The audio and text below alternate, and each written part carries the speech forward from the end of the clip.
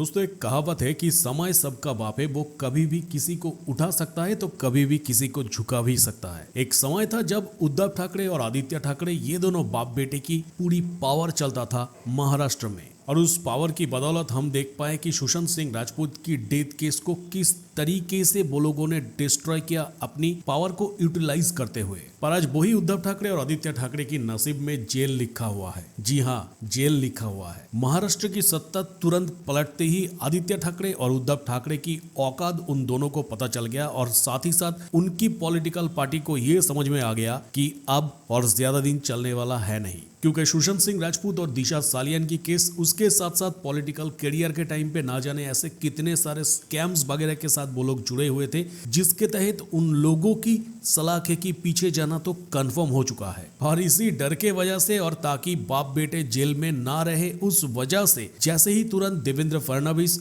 मुख्यमंत्री बने महाराष्ट्र की, तुरंत बाप और बेटे दोनों मिलके एक साथ वहां प्रेजेंट हो गए हैं देवेंद्र फडणवीस को कांग्रेचुलेट करने के लिए। एक टाइम की शेर कहलाने वाला उद्धव ठाकरे और आदित्य ठाकरे आज भीगी बिल्ली की तरह देवेंद्र फडणवीस के सामने खड़े हैं, बस यही उम्मीद लेके कि ताकि कोई स्कैम के जरिए या फिर उनकी किया हुआ सुशांत और दिशा सालियान की जो घोटाला है, जिस केस को लेके वो लोगों ने इतना रायता फैलाया, इसके चलते उन लोगों को कहीं ये सरकार जेल में ना डाल दे। पर उन लोगों की जेल जाना तो कंफर्म हो गया है। यानी अगर अभी की सरकार उन लोगों के साथ गठबंधन भी कर ले, अगर अभी की सरकार उन लोगों को अपनी गोद में भी उठा ले, फिर भी राजनीतिक फील्ड में तो वो लोग जेल के अंदर ही है। यानी राजनीतिक फील्ड में उन लोगों का जो दबदबा था, उन लोगों का जो दादागिरी था, जो पॉलिटिकल घमंड था, सब कुछ चूड़ चूड़ हो चुका है। आज के दिन में ये बाप बेटे को लेके एक भी लोग महाराष्ट्र में चर्चा नहीं करते। यानी सीधी बात, पॉलिटिकल तरीके से उन लोगों को जेल में डाल दिया गया है। बस अब देखना बाकी यह है कि क्या देवेंद्र फडणवीस की सरकार उन लोगों को सुशांत सिंह राजपूत और दिशा सालियान की हत्या मामले में जेल के अंदर डाल पाते हैं या फिर नहीं, पॉलिटिकली नहीं,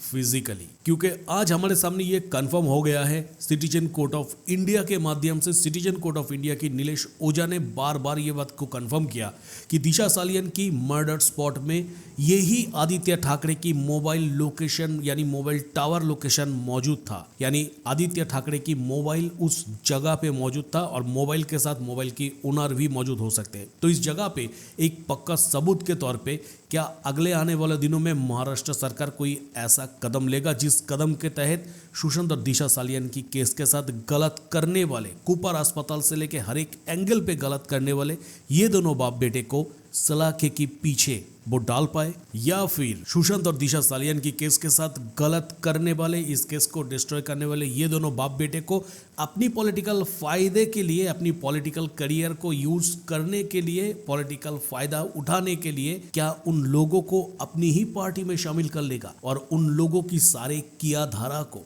माफ कर देगा और ये डिक्लेयर कर देगा कि नहीं, ये दोनों तो एकदम दूध का धुला हुआ सफेद व्यक्ति है। वो आने वाले दिनों में ही हम लोग देख पाएंगे कि क्या अब सही में बीजेपी सरकार उन लोगों से बदला लेगा सुशांत सिंह राजपूत और दिशा सालियान की केस का, या फिर उन लोगों को यूटिलाइज करेगा पॉलिटिकली एंगल पर। क्योंकि आखिरकार लाख बात की एक बात, वो लोग मोदी जी की दोस्त है।